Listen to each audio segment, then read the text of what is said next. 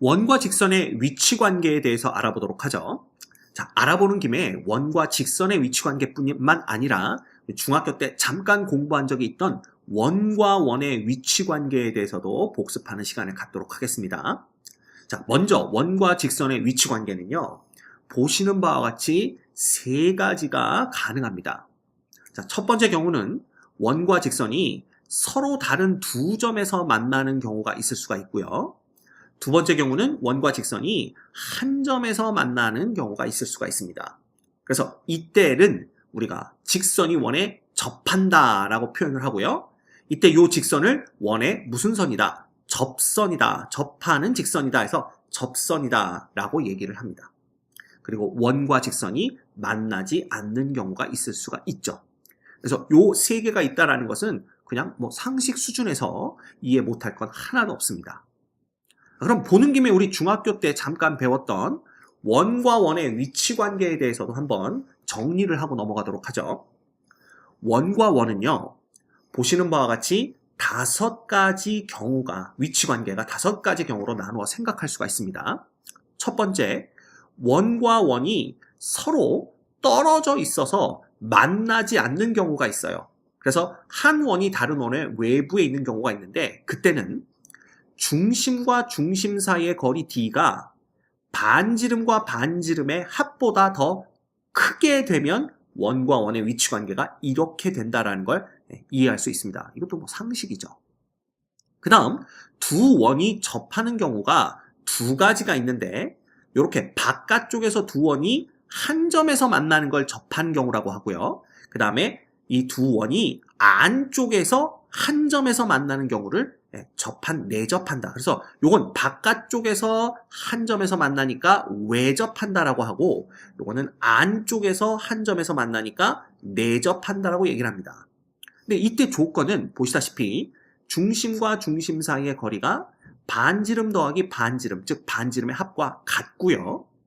이 경우에는 중심과 중심 사이의 거리가 큰 원의 반지름에서 작은 원의 반지름을 뺀, 즉 반지름의 차와 똑같은 걸 알 수가 있습니다. 그래서 두 원이 외접하면 반지름의 합이 중심 사이의 거리와 똑같고요. 두 원이 내접하면 반지름의 차가 중심 사이의 거리와 똑같은 경우다 라고 보시면 돼요. 그렇다면 왜 3번을 건너뛰고 4번으로 왔느냐? 두 원이 서로 다른 두 점에서 만나려면 얘보다는 중심 사이 거리가 더 가까워야 되고요. 얘보다는 중심 사이의 거리가 더 멀어야 되기 때문에 결과적으로는 두 점에서 만나려면 D라는 놈, 즉 중심 간의 거리가 반지름의 합보다는 작고 반지름의 차보다는 큰 이런 관계에 있다라면 원은 서로 다른 두 점에서 만나게 되는 겁니다. 됐죠? 그리고 아예 만나지 않는데 한 원이 다른 원의 내부에 쏙 포함이 되는 경우가 있어요. 이런 건 어떤 경우냐? 중심과 중심 사이의 거리가 보시다시피 큰 원의 반지름에서 작은 원의 반지름을 뺀 것보다도 더 작은 쪽에 있으면 이렇게 되는 거죠. 그죠? 그래서 요런 그 관계, 원과 원의 위치 관계와 그때의 조건들이 있는데 이걸 외우려고 하지 마시고요. 이러한 조건들이 어떻게 나왔는지를 실제 그림을 그려가면서 반지름의 합 혹은 반지름의 차와 중심 사이의 거리가 어떤 대소관계를 갖고 있어야 이런 위치 관계가 성립하는지 그걸 한번 보시면 됩니다. 그러면 다음부터는 그림을 그려서 이런 조건들을 다 찾아낼 수 있게 돼요. 알겠죠? 자, 뭐 이건 중학교 때 배웠던 거니까 한번 쭉 보고 넘어갑니다. 프랙티스 문제 같이 풀어볼까요? 다음 두 원 5와 5-의 위치 관계를 말하시오 그랬으니까 우리는 중심과 중심 사이의 거리와 반지름을 보시면 됩니다. 자, 요놈 중심이 원점이고요. 반지름은 1이고 요놈은 중심이 6,-8이고 반지름이 4인 두 원입니다. 따라서 중심과 중심 사이의 거리는요. 루트에 36 플러스 64 해서 정확히 10이 되는 걸 볼 수가 있고 반지름과 반지름은 더해봤자 5기 때문에 중심 사이의 거리 10보다 작은 걸 볼 수가 있죠. 그래서 이런 경우는 두 원이 바깥쪽으로 완전히 떨어져 있어서 만나지 않는 경우를 얘기합니다. 즉, 뭐 이런 식으로 이렇게 두 원이 만나지 않는 경우를 얘기하겠죠. 그래서 1번은 금방 파악할 수가 있고요. 2번도 마찬가지입니다. 2번도 보시면 중심은 마이너스 4, 마이너스 1이고 반지름은 8이며 얘는 중심이 1, 0이고 반지름이 2인 경우입니다. 따라서 중심과 중심 사이의 거리는 25 플러스 1, 그래서 요 거리가 루트 26이 되고요. 근데 반지름의 차가 지금 8 빼기 2가 6이거든요. 그죠?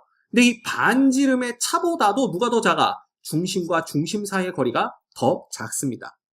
그럼 얘는 큰 원 안에 작은 원이 싹 포함이 되기 때문에 둘이 만나지 않는 케이스가 됩니다. 그렇겠죠? 그래서 이런 식으로 하나씩 따져가시면 얼마든지 구해내실 수가 있습니다. 3번 볼까요? 중심은 1,7, 반지름은 6이고요. 얘는 중심이 마이너스 2,1이 되겠죠? 그 다음에 마이너스 4, 마이너스 1 이렇게 되는 거니까 반지름은 5 이렇게 됩니다. 이거 어떻게 이렇게 빨리 나왔어요? 싶으신 분들은 완전 제곱꼴로 만들면서 계산해 보세요. 그럼 5 나오는 거 확인하실 수 있습니다. 이것도 지금 선생님이 한 것처럼 딱 보고 머릿속으로 금방금방 탁탁탁 계산이 돼야 됩니다. 자, 그러면 얘는 중심과 중심 사이의 거리가 9 플러스 36 해가지고 루트 45니까 3루트 5가 되겠죠?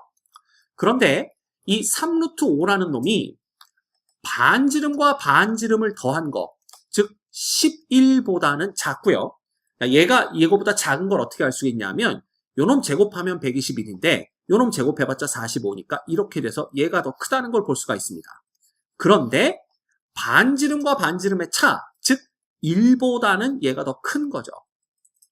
그래서 요 사이에 있으니까 이때 두 원은 서로 다른 두 점에서 만나고 있다라는 걸 알 수가 있습니다.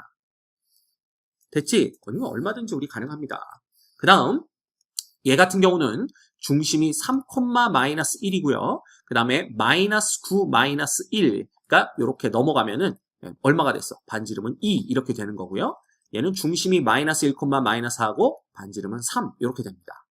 따라서 중심과 중심 사이의 거리가 16 플러스 9 이거기 때문에 5가 되는 걸 볼 수가 있네요. 근데 이 5가 지금 반지름과 반지름의 합이 5, 즉 중심 간의 거리와 똑같은 걸 볼 수 있기 때문에 이 경우에는 두 원이 바깥쪽에서 외접하고 있다라는 걸 알 수가 있죠. 재밌죠? 그 다음 마지막 얘는 중심의 좌표는 마이너스 3,2고요. 마이너스 얼마가 빠져? 9가 빠지고 마이너스 4가 빠지니까 마이너스 13입니다. 그럼 얘까지 합치면 121이니까 반지름은 11 이렇게 되겠네요. 그 다음 얘는 중심이 5, 마이너스 4고요. 빼기 100 빠지고 빼기 25인가요? 마이너스 25, 그 다음에 마이너스 16 플러스 40이니까 요거 두 개 해봤자 41이죠. 그래서 넘어가면 반지름은 1 이렇게 되는 걸 볼 수가 있습니다. 그래서 중심과 중심 사이의 거리는 88에 64 플러스 66에 36이라서 정확하게 10이 되는 걸 볼 수가 있고요. 반지름과 반지름의 차가 딱 정확히 10이기 때문에 중심 사이의 거리가 반지름의 차와 똑같다면 얘네들은 큰 원에 작은 원이 포함이 되면서 정확히 안쪽에서 한 점에서 만나는 내접하는 경우다라는 걸 알 수가 있죠. 됐죠? 그래서 이런 것들은 여러분들 혼자서 스스로도 충분히 찾아낼 수 있어야 됩니다. 됐지? 넘어갑니다. 두 번째, 판별식을 이용한 원과 직선의 위치 관계인데 어찌됐든 직선과 원이 만난다라는 것은 교점을 갖는다라는 걸 뜻하기 때문에 이 교점의 좌표를 구해내기 위해서는 원의 방정식과 직선의 방정식을 연립해야 됩니다. 즉 예를 들어서 이런 원의 방정식이 있고 이런 직선의 방정식이 있을 때 이 두 놈의 교점의 좌표를 구하려면 이거 두 개를 연립해야 되죠.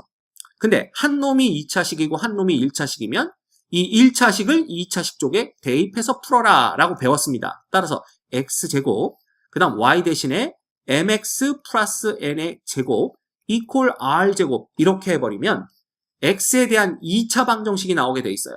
그래서 정리하면 m제곱 플러스 1의 x제곱이 되고요. 플러스 2배의 mnx가 되고 플러스 n제곱 빼기 r제곱 이퀄 0이라는 x에 대한 2차 방정식을 얻을 수가 있습니다.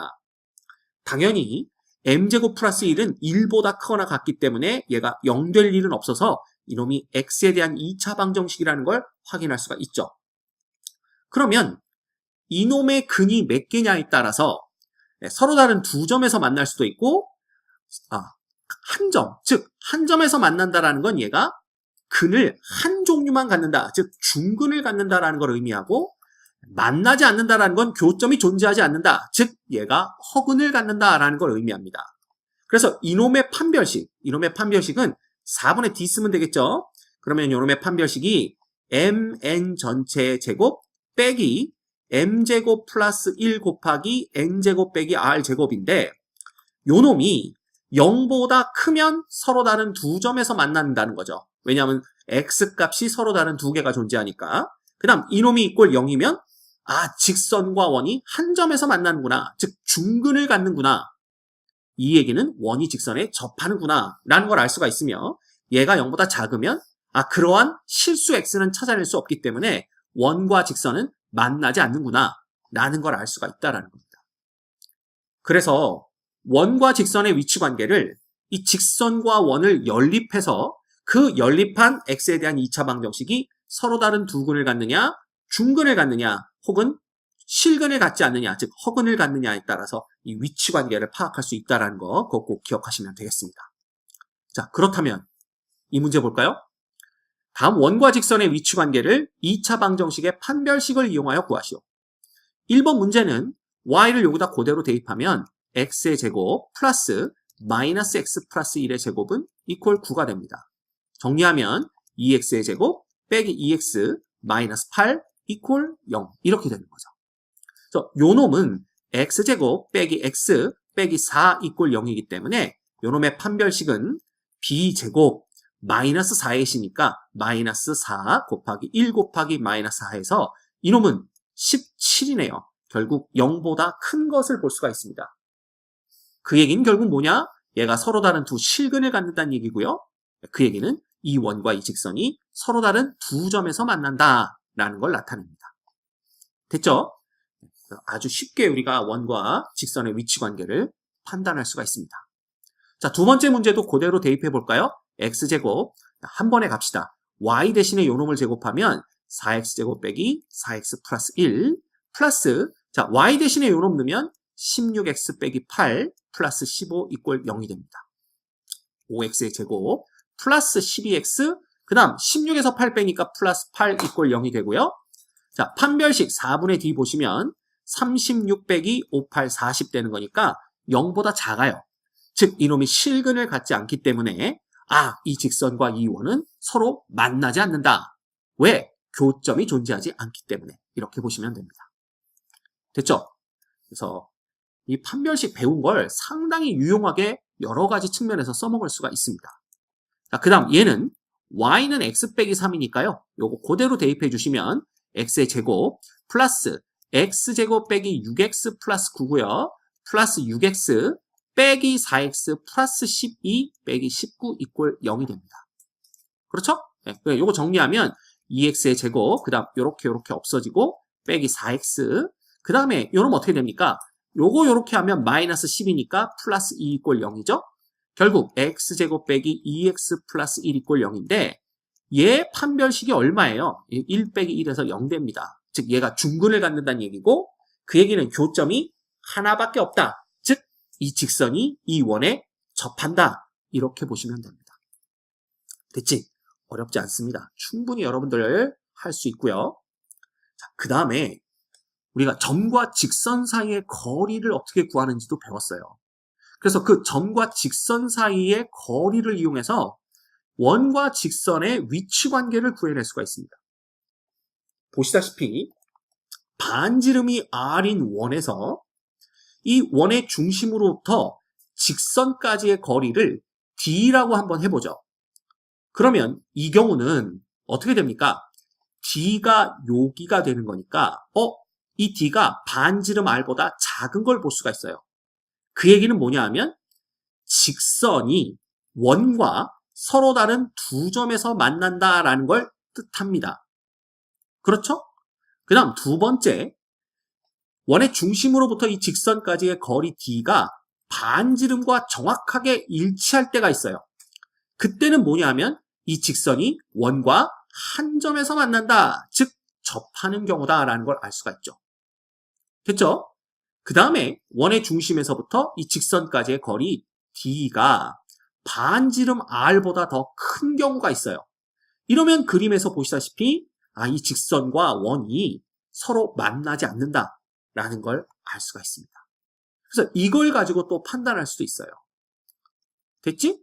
그럼 여기 문제를 보시면 요 놈은 중심이 0,0이고 반지름이 3입니다. 따라서 0,0에서 이 직선 x 플러스 y 빼기 1 이퀄 0까지의 거리를 구해보시면 D라는 놈은 루트 2분의 1의 제곱 1의 제곱이니까 그 다음 00 넣어봤자 마이너스 1 이렇게 돼서 루트 2분의 1이 되는데 이놈이 반지름 3보다는 작죠. 따라서 이 직선과 원은 서로 다른 두 점에서 만나게 됩니다. 오케이? 그 다음 얘는 2번 문제는요.